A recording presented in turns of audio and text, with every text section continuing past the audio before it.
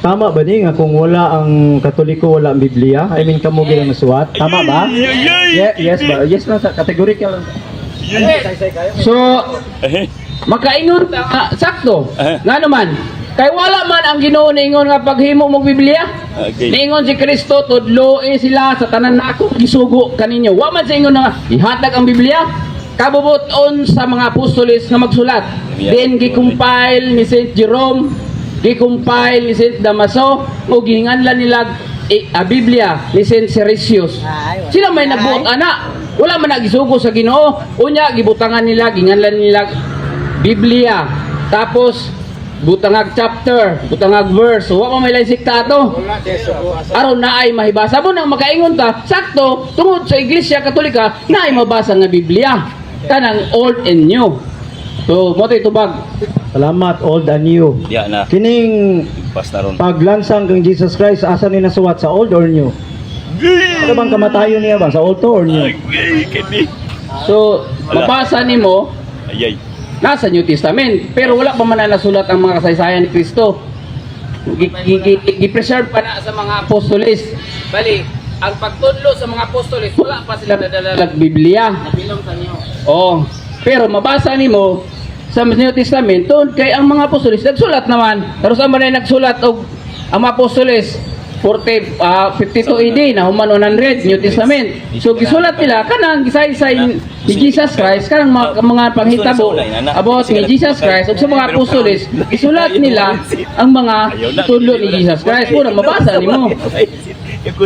Akong nasabtan na para dili lang ta malibog tanan ba. Akong nasabtan ang pagprint o paggama sa Biblia wala pa panahon nila ni kuan sa mga apostoles, tama?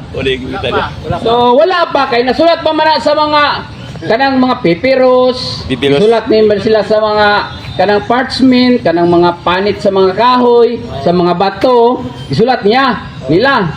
Then pag-abot og sa 282 AD, si Saint Damaso, si Pope Damaso gisugo ni Saint Jerome sa kabatikang magdunulat nga hiusaon ang kasulatan himuong Latin nga whole Bible.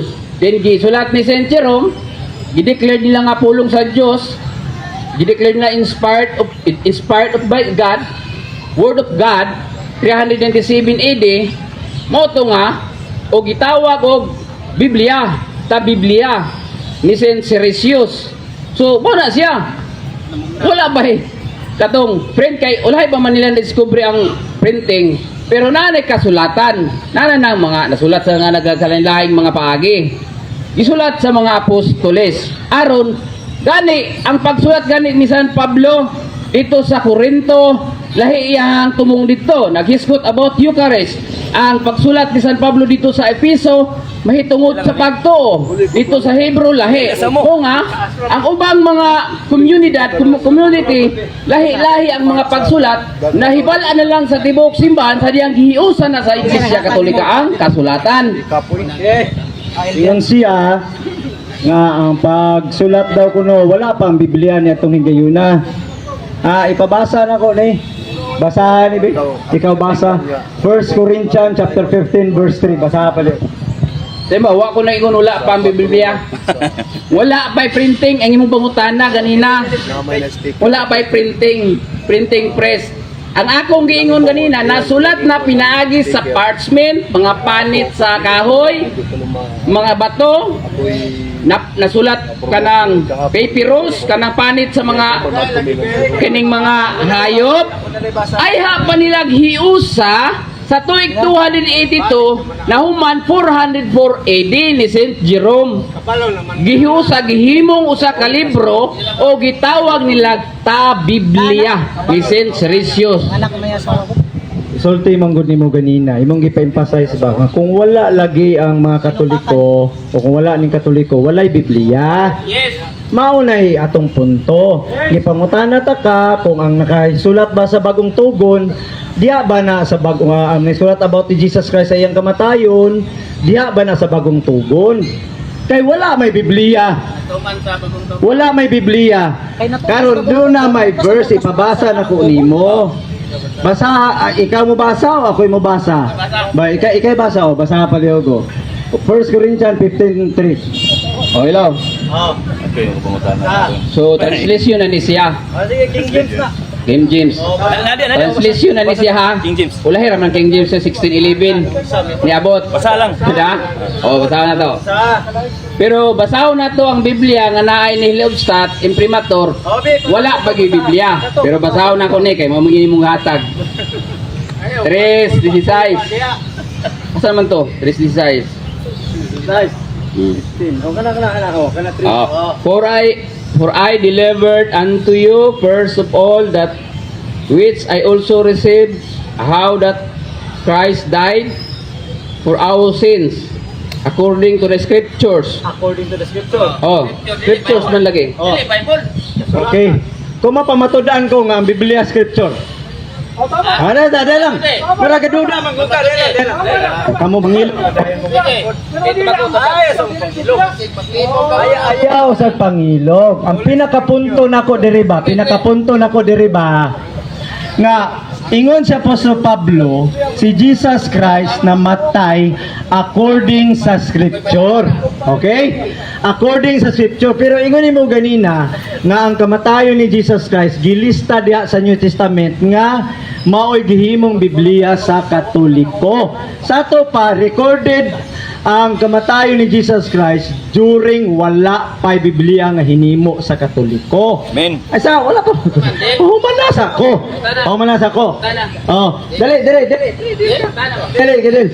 Dili, ay mong kauban makigdel nga ang scripture dili. Siya pa waliya. Ha? Siya pa waliya.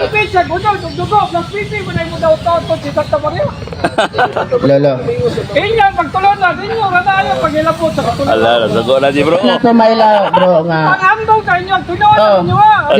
Di na to maila nga. Oh. Di na to maila ang ilang mga abilidad, ilang pamagi nga. Kita kayo. Sila daw po na ang putli nga reliyon. Tanawa? Nagtuman daw sila sa balaod sa Dios, Tanawa. pero sa Exodo 20:16 Ay, usog blood, dahil bro. butang-butang. Tanawa. Naiblad si bro. Wala day. Ginawa na nga ko, ay mo man ko sugon, lang binayot kang istorya.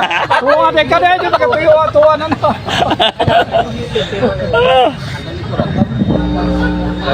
Sige, ni pizza. May napod. Simo ka, sa ninyo, dito na ma. Nagsulat na pala dyan, mabuntog na.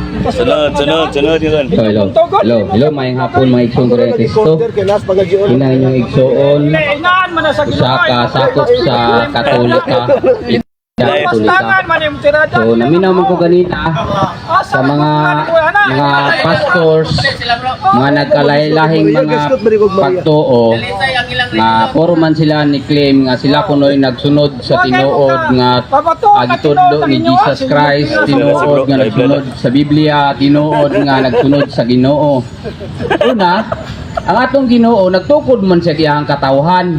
Kunya nganong magtukod pa man si Felix Manalo? Yay. Nganong magtukod pa man si Ellen G. White? Masimpag mo ingon mo sakto mo sa pag-interpret sa Biblia, pero dili man mo ang sakop sa simbahan nga gitukod ni Jesus Christ dito sa Jerusalem. Kay kung basihan nimo ang kasaysayan, gitukod naman ng tao, klaro man kaya sa kasaysayan.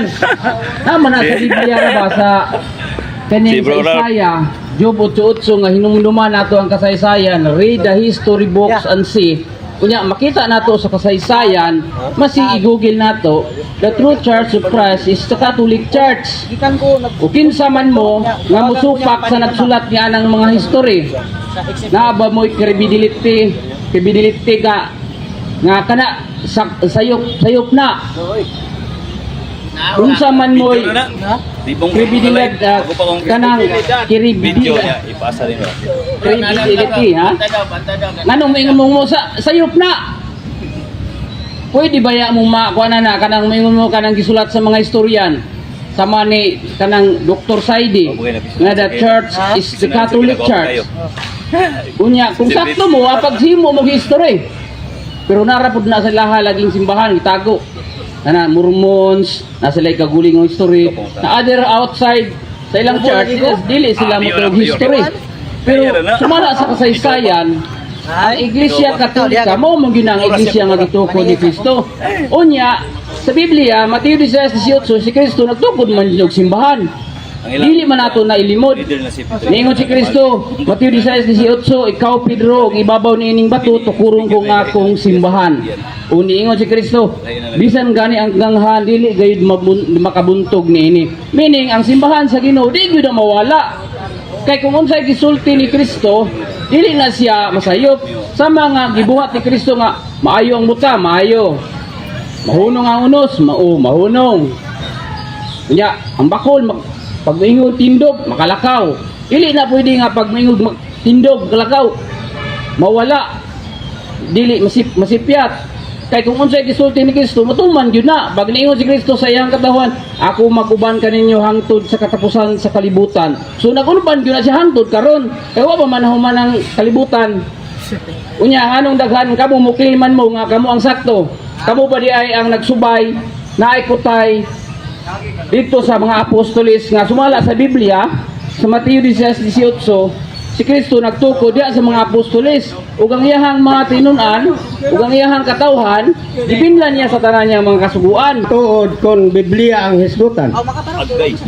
Wala pa may Biblia gud sa una ba? Moingon ka nga ang pangutana. si kung unsay akong tubag, muna akong tubag. Teaching na sa simbahan. Walay Biblia sa una sa tuig 33 AD hangtod 52 walay New Testament ulo na ang Old Testament. Gani si Jesus Christ wala gyud naingon paghimo mog New Testament. Kabubuton sa simbahang Katolika nga magsulat og i-compile ang kasulatan butang chapter, butang bersikulo og gitawag nag Biblia. Gitawag nagpulong sa Dios. Mo nang naa mo ni bal-an karon nga pulong sa Dios tungod sa Iglesia Katolika. So diretso-diretsong tubag, dili makabarog. Sunod pangutana. Ha, dili kabarog. Klaro mas tinubagan. Dili kabarog kung Biblia ang hisgutan. Sunod pangutana. Kinsa mang apostoles pagtug-an, paghingan og isa lang. Nga ang Romano Katoliko mo'y gitukod ni Kristo. Itugan kinsa ang apostoles. Isa lang ha. Pabor na kayo na, isa lang. Daog na ka. Pangaway man niya. So ang mga apostoles wala gyud na sila niingon nga ang katawhan tinganlag Iglesia Katolika. Ngano man tungod kay ang simbahan sa Dios gihinganlan mag Iglesia Katolika sa tuig 107 ni Saint Ignatius. So dili ang mga apostoles kung sumusunod sa mga apostoles. Pero nganong gihinganlan sa mga apostoles o sumusunod ngano? Tungod kay niingon ang Ginoo ang akong katawhan hinganlan og Iglesia Katolika. Marcos 11:17. Unsa day nang giingon sa Marcos 11:17, ang akong katawhan, ang balay sa akong amahan, hinganlag balay alampuan sa tanang mga nasod. Unsa din ang balay alampuan? Iglesia. Unsa din ang tanang nasod? Tipo Katolika. Kinsay nag-ingon? Si Jesus Christ. Kinsay naghinganlan? Mga apostoles, mga sumusunod ni Jesus Christ. Kano man, tungod kay niingon ang Ginoo Mateo 28:19, ang lakaw mo sa tibuok kalibutan. Meaning ang iglesia nga gitukod ni Kristo, tibuok kalibutan. Sugod sa Jerusalem, paingon sa Espanya, naman sa babasa, sugod sa Jerusalem, Lucas 24:47 nga ang iglesia sa Ginoo sugod sa Jerusalem. Niabot sila Roma 1 city antod sa 8. Hantod niabot buhat 23:11. Gisugo sila nga moabot sa Roma naman sa Biblia. Tapos iabot sila Spain, Roma 15:24-28. ug ang Spain nahimong Kristyanismo. Niabot sa Pilipinas 15:21. Mao nang himutang Christianity. Wala pa mga laing sikta ato. Kay ang kabubuton sa Dios tibuok kalibutan. Sa kailap sa tibuok kalibutan, universal, Katolika.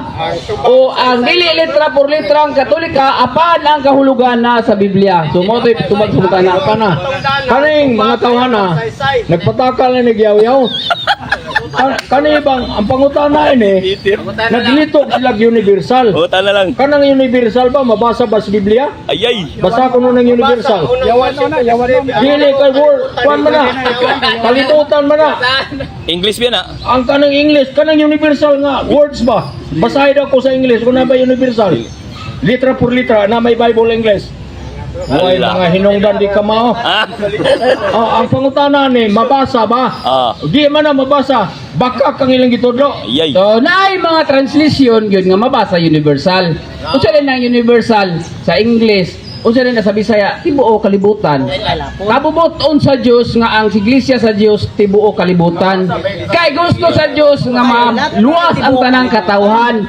Mao nga gihinganlan siya Iglesia Katolika. Kano saan tugod ang iglesia nga gitugod ni Cristo? 33 dili nang 19% gitugod ni Felix Manalo. Dili nang 70 Adventist. Ilang kinasin ang 1863 dili na mao. Pwede man tamo damog sa kasaysayan. Pwede man tamo search. Dali ra kayo mag-search gyud. No, dali ra kayo. Kanang moingon ka nga, sumala sa Biblia. Diya daw sa Ginoo. Sakto mi, daghan man i-claim ana, sumala sa Biblia. Puro na mo ta sakto kung claim na ta Biblia. Oh, sige. Oh, sige. Di, ang pagtubag, isa-isa gyud na siya. Naman na sa Biblia ra ba nga ang mga apostolis kinahanglan na mo say-say. Dabaw. Oh, sige. Turo po ta na. Kini si Brother, bisa